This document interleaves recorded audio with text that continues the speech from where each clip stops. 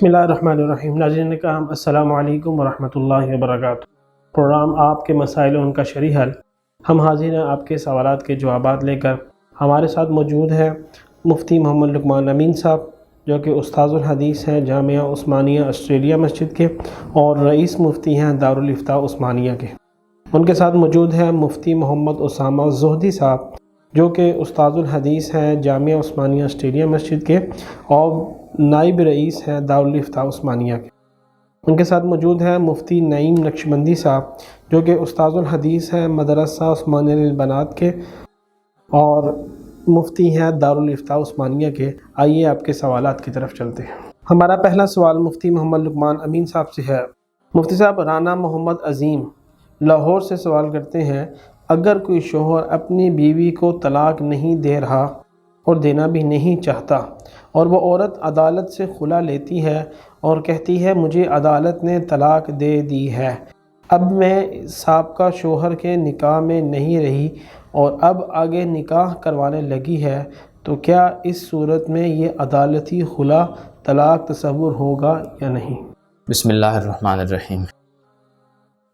دیکھیے، شریعت میں جس طرح نکاح میاں بیوی کی مرضی سے ہوتا ہے، رضامندی سے ہوتا ہے، اسی طرح نکاح کا اختتام بھی طلاق یا خلا کی صورت میں جو ہوتا ہے وہ شوہر کی رضامندی سے ہوتا ہے۔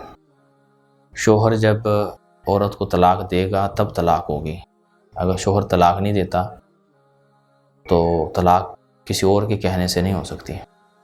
اسی طرح اگر خلا ہے تو خلے میں بھی اصل یہی ہے کہ میاں بیوی دونوں باہم رضامندی کے ساتھ کسی معاہدے پر پہنچیں کچھ لین دین کے معاملے میں، اور پھر شوہر قبول کر لے کہ مجھے یہ بات قبول ہے کہ میں تمہیں چھوڑتا ہوں اور اس کی وجہ سے مجھے یہ ملے گا، تو پھر خلا ہوتا ہے۔ اس کے علاوہ کسی عورت کا یک طرفہ طور پر عدالت میں چلے جانا اور عدالت میں جا کر خلے کے لیے درخواست دے دینا اور قاضی کا اسے تفریق کر دینا، ہمارے نزدیک یہ خلا معتبر نہیں ہے، کیونکہ فقہا نے بالاتفاق خلا کو جانبین کی طرف سے کیا گیا معاملہ قرار دیا ہے کہ جس میں دونوں فریق میاں بھی اور بیوی بھی دونوں شامل ہوتے ہیں، دونوں کی رضامندی ہوتی ہے، دونوں آپس میں کوئی معاہدہ کرتے ہیں، ڈیل ہوتی ہے، پھر خلا ہوتا ہے۔ کسی عورت کو یہ حق نہیں پہنچتا کہ وہ یک طرفہ طور پر عدالت میں جائے اور جا کر وہاں سے خلا کی ڈگری لے کر آ جائے۔ ہماری عدالتیں اگر ایسی ڈگری ایشو کرتی بھی ہیں تو شرعی اعتبار سے اس میں نقص ہے، یہ ڈگری معتبر نہیں ہے شرعی طور پر۔ اس لیے اس خلے کی بنیاد پر عورت کا یہ دعویٰ کرنا کہ میں اس شوہر کے نکاح میں نہیں رہی، یہ شرعی طور پر غلط دعویٰ ہے۔ یہ عورت بدستور اپنے شوہر کے نکاح میں ہی ہے جب تک کہ شوہر اسے طلاق نہ دے دے یا شوہر اس سے خلا نہ کر لے، اس کو خلا نہ دے دے۔ ہاں، اگر کوئی عورت واقعتاً یہ سمجھتی ہے کہ میرا اس شوہر سے گزارا نہیں ہوتا اور گزارا نہ ہونے کی کوئی معقول وجہ ہے، تو وہ کیا وجہ ہے وہ دوبارہ ذکر کریں اور اپنی اس مسئلے کا حل تلاش کریں، لیکن کم از کم اس صورت میں جو بتائی گئی ہے اس میں یہی لگتا ہے کہ یہ عورت کی طرف سے بلا وجہ عدالت میں جا کر خلا لیا گیا ہے، ایسا خلا معتبر نہیں ہے۔ ہمارا اگلا سوال مفتی محمد اسامہ زہدی صاحب سے ہے۔ مفتی صاحب، احسان الہی کراچی سے سوال کرتے ہیں، ایک آدمی مدینہ منورہ میں کام کرتا ہے اور اس نے سعودی حکومت کی اجازت کے بغیر حج کر لیا ہے، اس کا حج صحیح ہوگا یا نہیں؟ بسم اللہ الرحمن الرحیم۔ پہلی بات تو یہ ہے کہ اسے چاہیے کہ یہ اجازت کے بغیر حج نہ کرے۔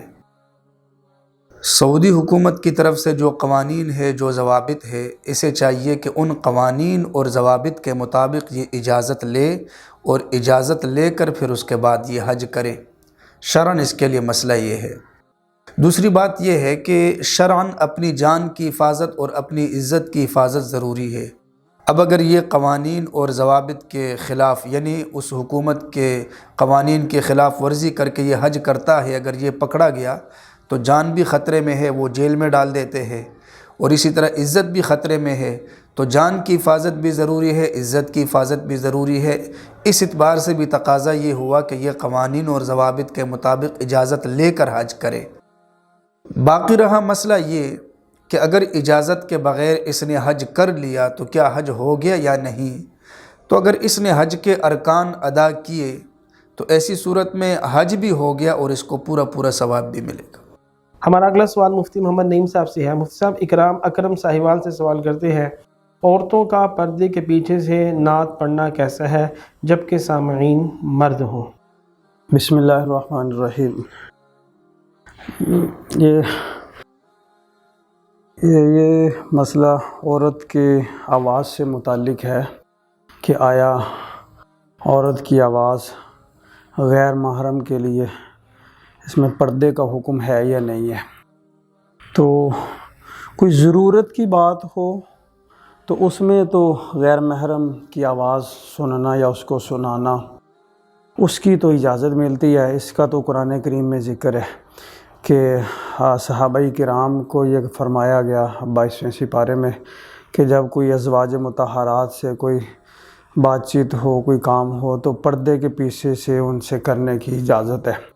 لیکن یہ نعت خوانی اور وہ مرد سنیں، یہ عورتوں کو اس میں بہتر یہی ہے کہ عورتوں میں یہ اپنے پروگرام کریں، محفل اور جو نا مجالس وغیرہ عورتوں کے ساتھ کریں، مردوں کے ساتھ آواز بھی ان کو نہ پہنچائی جائے، اس لیے کہ کتابوں میں لکھا ہے کہ عائشہ رضی اللہ تعالی عنہا وہ تلاوت قرآن کریم فرما رہی تھی تو کوئی حجرے سے کوئی سوراخ تھا تو وہ آواز اس سے باہر جا رہی تھی، تو آپ صلی اللہ علیہ وسلم نے اس سوراخ کو مٹی کا ڈھیلا پکڑ کے بند کیا۔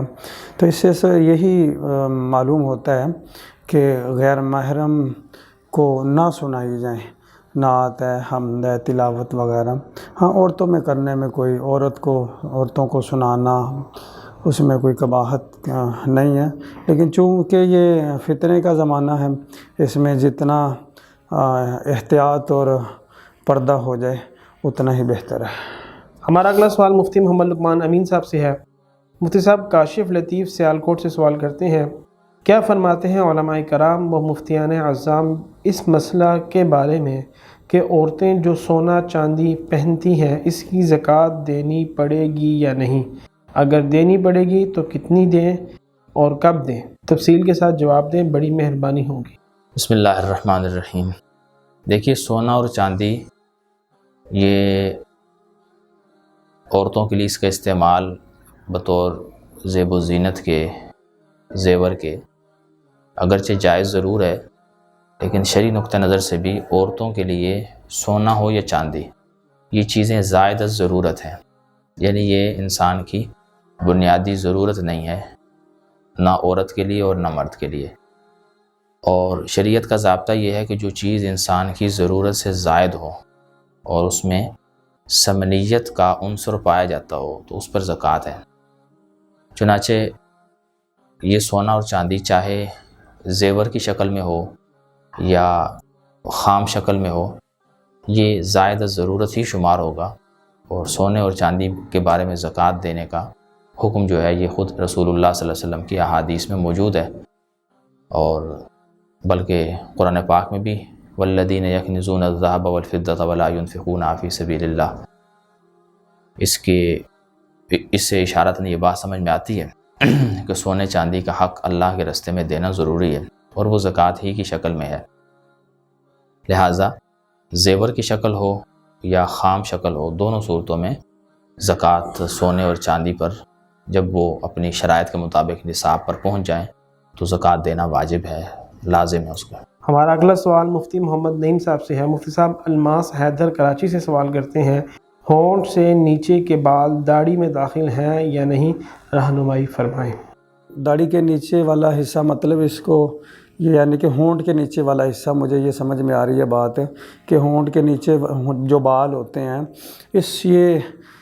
اس کا کیا حکم ہے؟ تو اس کی حدیث میں جو الفاظ آئے ہیں اس کا اردو ترجمہ یہ ہے، اس کو داڑھی بچہ کہا گیا ہے، مطلب کہ یہ داڑھی کے ہی حکم میں ہے، جیسا کہ داڑھی کو کاٹنا ایک مش کے بعد جائز نہیں ہے، ایسے ہی یہ داڑھی بچے کو کاٹنا، یہ ہونٹوں کے نیچے جو بال ہیں ان کو کاٹنا بھی جائز نہیں ہے، یہ داڑھی کے حکم میں ہے۔ ہمارا اگلا سوال مفتی محمد اسامہ زہدی صاحب سے ہے۔ مفتی صاحب، آفتاب خان اسلام آباد سے سوال کرتے ہیں، قرآن مجید یا کوئی دینی کتاب کرائے پر لے کر پڑھنا کیسا ہے؟ نیز جاندار تصویر دیکھ کر سبحان اللہ ماشاء اللہ کہنا اور لکھنا کیسا ہے؟ اس سلسلے میں پہلی بات تو یہ ہے کہ قرآن مجید یا دینی کتاب کو کرایہ پر لے کر پڑھنا، ایسا کرنا نہیں چاہیے کہ بندہ قرآن مجید کرایہ پر دے یا دینی کتاب کسی کو مطالعے کے لیے لینا بھی نہیں چاہیے، بلکہ اپنی کتاب لینی چاہیے اور خود خرچ کر کے قرآن خریدنا چاہیے۔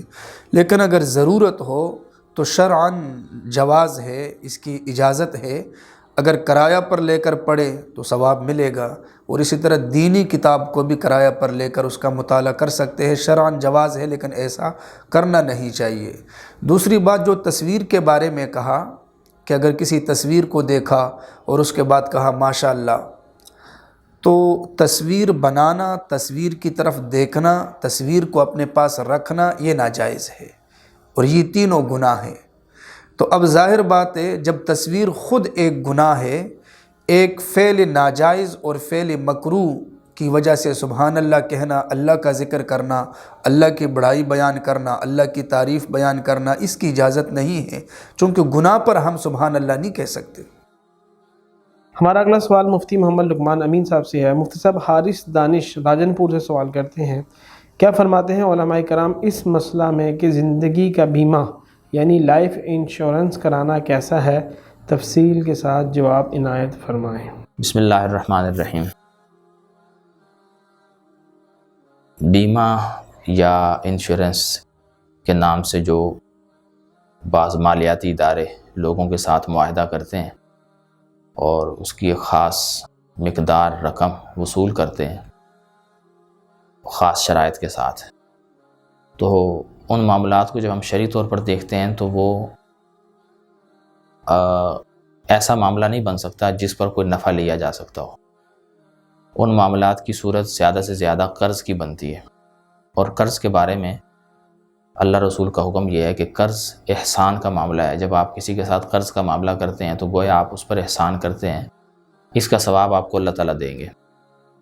اس قرض پر آپ کسی سے تقاضا نہیں کر سکتے کہ میں نے آپ کو قرض دیا ہے، آپ کو بھلا کیا ہے، احسان کیا آپ پر، تو آپ میرے ساتھ تعاون کریں، یہ آپ تقاضا نہیں کر سکتے۔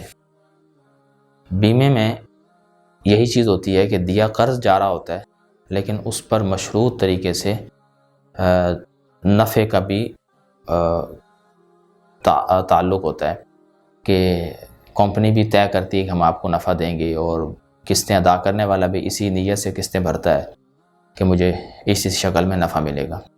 تو قرض کی صورت میں جب بھی آپ نفع لیں گے تو وہ سود کے دائرے میں آتا ہے، لہٰذا بیمے کی جو بھی شکلیں ہیں، لائف انشورنس ہے یا اس کے علاوہ بھی جو صورتیں ہیں بیمے کی، شرعی نقطہ نظر سے وہ قرضے پر نفع لینے کی صورتیں ہیں جسے سود کہا جاتا ہے، اور بعض صورتوں میں اس میں جوا بھی پایا جاتا ہے، یعنی تھوڑی رقم دے کر بس اوقات بہت بڑی رقم بھی ملتی ہے حادثے کی صورت میں مثلا۔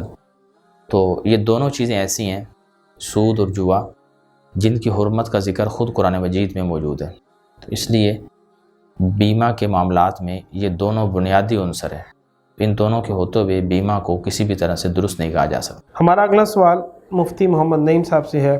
مفتی صاحب، انتصاب انصر راولپنڈی سے سوال کرتے ہیں، نماز تہجد کا وقت کب سے شروع ہوتا ہے اور کب تک رہتا ہے؟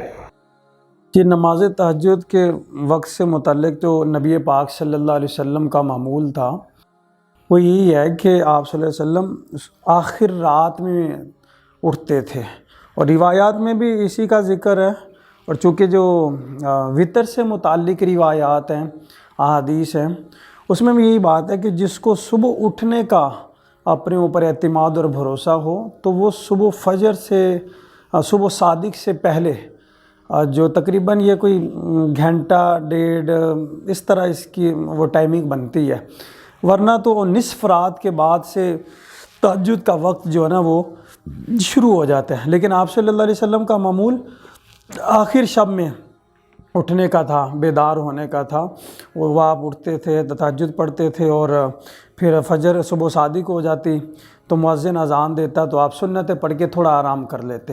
یہ نبی پاک صلی اللہ علیہ وسلم کا تہجد سے معمول تھا۔ ہمارا اگلا سوال مفتی محمد اسامہ زہدی صاحب سے ہے۔